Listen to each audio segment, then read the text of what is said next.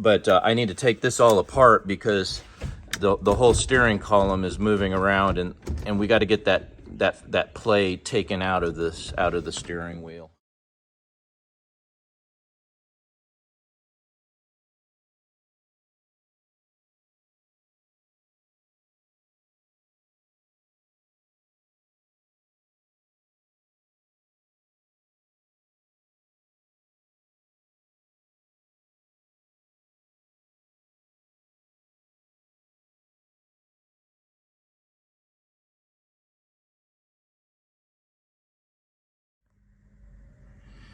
Okay, just wanted to show you the rebuilt steering column. Took it all apart.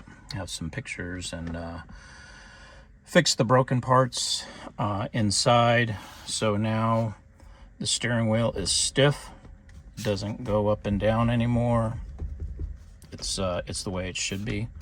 So you got a very solid steering. You still got all your functions. The steering telescopic is working, so you can go in and out.